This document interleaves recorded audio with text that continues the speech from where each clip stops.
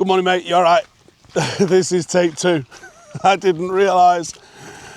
I was talking for about half an hour, man. I was talking for half an hour and I didn't realise that it stopped recording because the SD card got full. So we're going to talk about it all again. Only when I finished and I pressed stop and it said cannot record, memory card full, I went, shit. Anyway, how are you doing? Are you all right? Where are you watching the game today? Let me know. Let me know your plans. How are you going to watch the game today? I'm still not 100% decided, to be honest. I'll get into that in a minute. Today I'm going to be talking about Kobbie Mainoo. And I want to talk about United's plans to go and reported plans, I think it would be fairer to say, to put some lucrative friendlies on, probably in the Middle East. Because we've only got this one game a week, what's being said, it was reported by Mullock in the Mirror, and it's been picked up by the Sun. Obviously, not the two most stellar outlets in terms of credibility. Wait and see if the likes of The Athletic pick it up, and then we'll know what's going on with that. But look at that. It's literally just empty, innit? I know you're going, well, you consider what, yeah, but like, there's not meant to be islands in the middle of the reservoir, lads. And look at that over there. That's meant to be, all that is meant to be water. You see the bridge over there? Where is it? Can't even see it. There's a bridge there somewhere. I can't actually see on this tiny little screen. Can we see it? Yeah, there. The bridge, the water's normally like touching the road near enough. It's just dry. Anyway, yeah, what was we talking about? Friendlies. They've identified supposedly 11 midweek potential slots for friendlies between now and Christmas, which the quick maths tells me that's every week between now and Christmas, right? Outside of the one more international break around the Liverpool game. My gut instinct is I don't like it. My next thought after I don't like it is I think they're going to do it. Why do I think that they're going to do it? Well, if you cast your minds back, it feels like so long ago, but it wasn't that long ago. Cast your minds back. We literally did a post-season tour to the Far East this year. And you're like, yeah, that's a good point. We did do that, didn't we? And there was, you know, considering the vibe around the club at the time, considering everything considered, it just didn't feel like a good place to go or a good time to go, considering everything that was going on. And then obviously we're back into pre-season. You're going to America. And I'm going to be honest with you, I see behind the scenes, right? I see how many people United travel with. It ain't 18 players and a gaffer. It must be in excess of 100 people. It must be. And they're going to be chartering jets. Oh, you ring up any hotel, right? And I'll be honest with you, they don't stay in the 2-star gaffs. They don't. And I know that they've got the deal with Marriott. So there's probably some sort of part of our partnership there where we get a discount at least, if not free rooms, you know, to stay and promote those hotels perhaps. But if you try and book 100 of your best rooms in any hotel, it racks up, man. It does, it racks up. The cost for travelling as a squad for Manchester United must be eye-watering. So whatever you make on the gate for these friendlies that you're going to go do, and let's be honest, who are you going to play?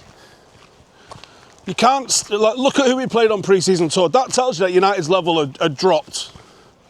Yeah? When we're playing Bournemouth and Everton in pre-season. You know the levels come down, just and West Ham, right? It's come a little bit down on it, right? No longer the Dortmunds, the Real Madrids, your Juventuses and that, yeah? We're now playing like your mid-table Premier League. Is that because we're mid-table Premier League? A little bit, yeah, a little bit. So who are you going to play? Well, what we saw in the Far East is going to tell you, you're going to play like a local 11, aren't you? So you're going to go to UAE, Dubai, and play what, a Dubai Premier League team, or like a national sort of all-star 11. Would you sell the tickets? Probably. From a tactical match prep perspective, is it beneficial to United? Personally, don't think so. You know, we was potentially going to get the benefit. Now, I don't think they're going to do 11, right? They might do 1 or 2.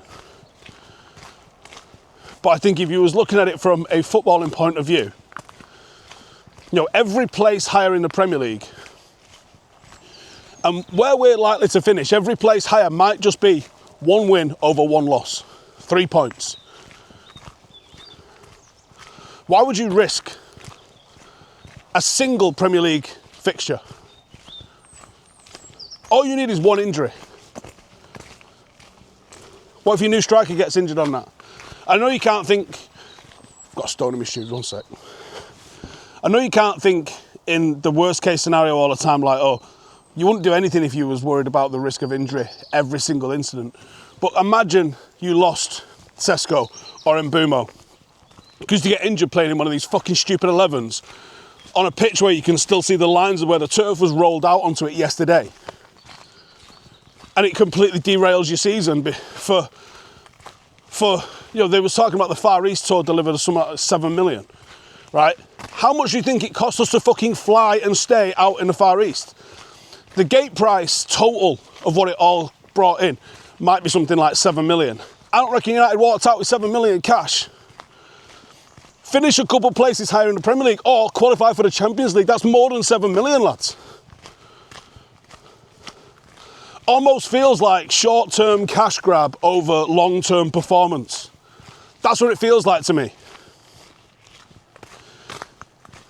I would be very disappointed in INEOS if they sanctioned this. But when you see the cost-cutting measures that have gone on around the club, I think they'll sanction it. And that makes me sad, to be honest, because this is a fucking Ed Woodward manoeuvre, if I ever saw one. And if INEOS want to be different, you have to actually be different. You can't just say you're different. You have to be different. And you have to act different. And you can't do the shit that he was doing and then claim that you're different. Don't work like that. You have to actually be different. So I'm not happy with that. Second thing that came out of the press conference with Amorim was some pretty good quotes on Mainoo. And I think those quotes on Mainoo have probably been blown up a little bit. Do you know what? No, do you know what? I'll do it in this. I was going to say, do you know what? I'll flip it into a separate video because I can't title this video both these things. I'll try and figure out a way to do that. I don't think I can, though. Amorim's quotes on Mainoo. That he's going to have to be patient, but he likes him and he expects a lot from him and he thinks he's worth putting the time into and he can get to where he wants him to go. If this was any other manager that said that, I'd be like, he's just playing the game. Like, that's like a PR answer. But this is a manager that has absolutely rocketed people out. And it's a manager that I think has never come out and said the PR answer when he probably could have and should have said the PR answer. Like the things that he said about Onana, where he was like, no, I'm picking Amorim. Picking Bindy. So, any other manager, any other United manager, I don't think any of them have been this honest. I think any other manager would have told you almost what you wanted to hear and what the player wants to hear. So when he's actually saying, I think Mainoo can do this, and I think that Mainoo can get to the level that we want, and he is talented, but he's got to add some tools to his game. He talked specifically around both boxes. I agree. And I think actually if I was Mainoo, you know, he said he's not happy with the game time that he's getting. I think that's very honest. And he isn't happy with he's clearly not happy with his game time that he's getting. But at the same time, I think there was clearly a willingness from the manager that he wants to use him and work with him. And I think that's a positive. Whether or not Kobbie immediately agrees. But I keep getting tagged in Kobbie doing extras. People are like, see, he's doing extras, you said he wasn't. No, I said what he needs to do is be the hardest working player at the club. And when you say that, people go, are you saying he's not? No, I'm just saying that's what he should do. Right? Rather than itching out for a move, there's no negatives whatsoever to just working hard. None. Like, when I said he wants to just go in, be the first in and the last out, and go and ask the manager. So what we have seen is we've seen him doing fitness stuff, and he looks lean, he looks in fantastic shape. But what I was saying is, are you asking the manager? You know, have you pulled him aside and said, Gaffer, I'm going to come in half an hour early. Can you prepare some videotape? I'll sit with an analyst, or can I sit with you? Have breakfast with you. You talk me through exactly what you're looking for in that midfield.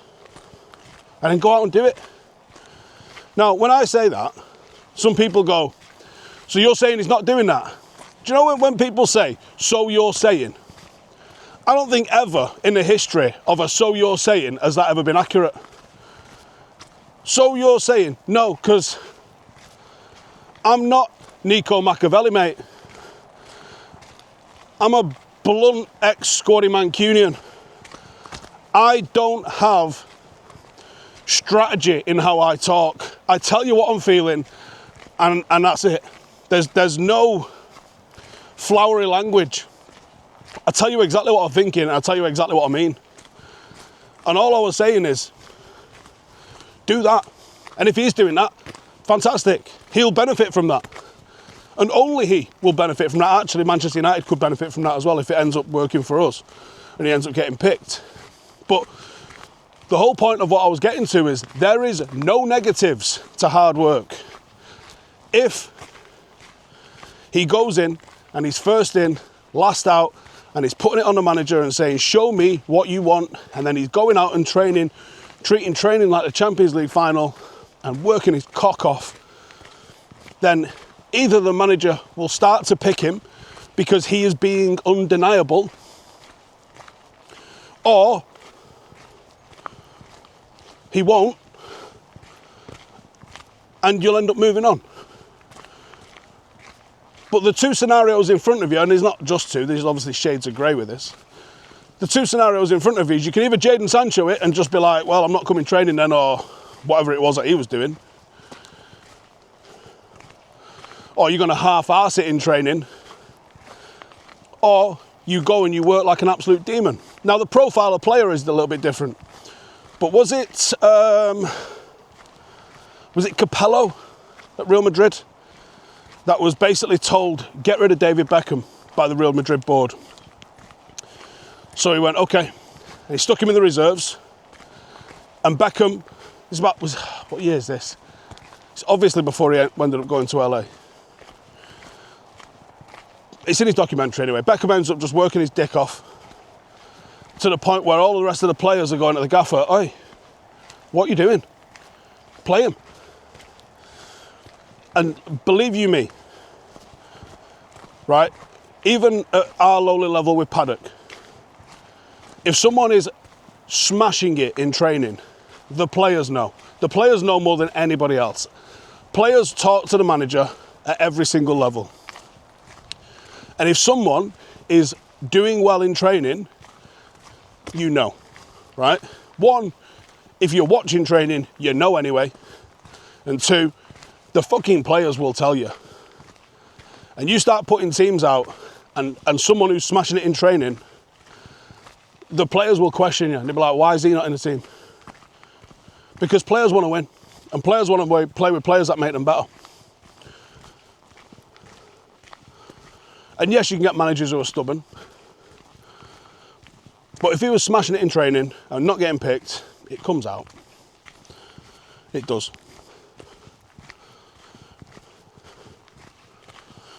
Now, I spoke to Tom Eaton a few years ago. Probably about 3-4 years ago. And I was asking him about certain goings on in training and stuff like that. And I said to him, how come Donny Van de Beek's not getting a start? And the first words out of his mouth was, oh, he's a lovely lad. Look, mate, my fucking nana's a lovely lad. Which means you get to fucking run central midfield for Manchester United, you know what I mean? We've had a player coming back from injury at Paddock. Got injured in February or something, his ankle. It took him ages to get fit. But I'll tell you this, in training, we've been doing this. Oh my God, look at him. He played yesterday. Opposition had to end up kicking shit out of him which worries me because obviously he's just coming back from an injury. He was drawing yellow cards all over the place. He didn't manage to score or get an assist. It caused them all sorts of problems. And you see it in training. You see it in training. You know when someone's ready. On the derby front today, I don't know where I'm watching it. Now, for those who don't know how our studio works with Paddock and my office and that, we got 2 floors of our building. We have the basement. That's where like the watch along and the podcasts and stuff are filmed. We have a little studio in the basement, and then we have the top floor. And on the top floor is my office, Jay and Joe's office, like where all the staff are, the bar where I shoot the podcast and that. It's all up there. Now, watching matches, I don't like to watch matches. There's a reason I don't do the watch-alongs. I can do the watch-alongs. I don't want to do the watch-alongs. I don't think I'm good value on a watch-along. I'd rather stand there or sit there in silence and actually watch the game and try and understand what's going on. Doesn't make for good telly. So, I'm debating going into the office but not watching it where them lot are. I'm debating going watching it upstairs on my own, although I think I might have Blake with me, I'm not sure yet, and watching it in there on my own, because I'm shooting a video with Rio tonight, because I think he's travelling tomorrow. He's in Korea at the minute with Rooney and Schweinsteiger and Vidic and all them, doing some football match. So I might watch it, but obviously Northern Quarter where we are, it's pretty close to the Etihad. And what's even closer, which isn't a mither to be honest, the mither is the fucking traffic and getting in and out. I'll tell you what is a mither. Our women's team have their first competitive match today. A few hours time. I'm going down there, like as soon as I finish this walk actually, shower, change and get myself down there. Historic day for the club. First competitive match for our women's team. And it's at Openshaw campus, Manchester College. Where's that? Well, you can see the Etihad from it.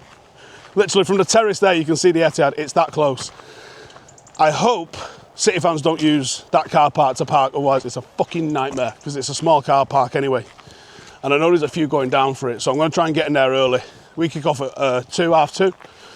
I'm trying to get in there early and go and wish the girls good luck. You know, it is a historic day. And, you know, we are a pretty new club. We're 5 years old. And in that 5 years, I think we've done a lot. And I'm pretty proud of the stuff we've done, to be honest with you. We started in 2020. First season kind of gets boshed because of COVID. Remember that? Second season, we came out with the Resis and a devs and a under-21 team, and that was too much. We couldn't walk and we were trying to run. And that didn't last, and we had to forfeit some games and fold some teams to see it through to the end of the year. In our third season, we introduced the fan ownership thing, and I think it's been one of the most transformative and positive things that we've done. We've built a genuine community of fans across the world, and I think it's been mad impactful, and the players appreciate me and Keod. I took Keod to the game yesterday. Me and Keod was talking about how much of a positive it's been and how the players enjoy playing for a club that's got people that actually give a shit about them, because it's pretty rare at this level. It's such a lowly level of football to have fans and stuff. It's brilliant. Then in the 4th season we had an academy, all our juniors, and the juniors were successful. They all won a trophy. Every single one of our junior teams last year won a trophy, and we added some more in this summer. But not just that they won a trophy, because junior football is about development. It's nice for them to have a day out and a cup final and to be successful on the pitch, but ultimately it's about development. I'm not interested in coaches that are going to sit a 10, 11-year-old on a bench for 90 minutes or whatever the length of their games is to feed their ego and win a game. It's not about that. It's about developing. Some players develop earlier than others, some players develop later than others, but as I've said multiple times, it's a junior coach's job is to make sure that player falls in love with the game. That's it. Because you can make someone fall in love with it and become obsessed with it. The rest takes care of itself. That's a coach's job. Not be the reason that they fall out of love with the game. Not be the reason that they quit. Now at 16 to 18, what professional clubs would call professional development sort of phase, that's where it starts to change. That's where you want to get a bit of a winning instinct into them. And we've started to really see that. We had 2 under-16 teams last year, a Reds and a Blacks, because of club colours. You're not allowed to call them A and B and 1 or 2 and stuff, so you have to call them colours or something that can't be ranked. Couldn't call them gold, silver and bronze, for example, because it's fucking woke nonsense, isn't it, let's be honest. So we have Reds and Blacks. Reds and Blacks and Whites. I don't know what we do if we have a 4th team in an age group. Green or something. The under-16s both won a trophy last year, including the Manchester County Cup. And we've probably played 10 16-year-olds in the first team. And I'm very proud of that. And I'm proud that they come on and contribute. They're not charity minutes, they're coming on and, we put 3 on yesterday, and they had a massive hand in getting us a last-minute equaliser against a team that had a flawless record, with a Premier League player playing for them. Whose head fell right off, by the way. He was calling everyone skint cunts. It's not a good look, that, is it, mate? Fucking Premier League player. Playing down at level 12 and calling everyone fucking skint. Get a grip, you dick. But yeah, we had 16-year-olds come on, and they were fantastic. And one of those 16-year-olds that came on yesterday, he was captain of the 21s last week. And our under 21s have been put in a league by our design because we wanted to test them and we want to be aspirational. And they've ended up in a league where they're surrounded by the likes of FC United, Stockport, Altrincham, Curzon, all of the big teams in our area, really established semi-pro teams. And we compete with them. Now, unfortunately, they'd never won a league game in a couple of years. We had a new manager came in last year, and he's managed to recruit some players. And what's funny is, the 21s have always supplied players for the first team, and the first team's always done well, but the 21s had always struggled. And like I said, I wasn't asked. I wasn't asked that they were losing, because the players were developing and they were providing players for the reserves in the first team. That is the job of all of the teams underneath a first team, is to develop players. If all of our juniors were winning but the first team was just getting dicked week in, week out, what is the point? It's backwards. So the 21s was a team that wasn't winning its games, but it was developing players. So for me, it was never a massive drama. Now, they won their first game last weekend with one of those 16-year-olds that's been playing first team football, given a captain's armband, and about 4 of others that was involved in the team, scoring and making things happen. And it's starting to really feel like a club. And that's why I think there's going to be a few down there at the women's today, because it's all about building a club. Not a group of teams that wear the same badge, which is what some clubs are, but a genuine club. Now, obviously, it all transforms and it goes to the moon if we do get our own gaff. And there's places that we're looking at. There's a good 4 or 5 that we're looking at. It's fucking hard work, man. especially wanting to be based in Trafford. Can't be called Stretford, Paddock and play in Bolton. You know what I mean? I can be anywhere in Trafford and get away with it, I think. We've been offered places in like Salford and Swinton and that. One, they're too expensive for us, but also it don't really work, does it? I think once we get our own gaff, we can really start to really drive that community home. There's so much we want to do. But it just in 5 years, you know, you think the last few years, this summer we added a women's team and a couple more juniors. Last year we added the academy and it's already proven to be a success. Year before we added the fan ownership, became entirely 100% fan owned. Going back to Kobbie Mainoo, that is the goal of this football club. Two-pronged, really. I'd like us to be where the likes of FC United are. There's no ambition to be a professional team, none, because it's going to cost hundreds of millions, and everyone's trying to do that. We can be different.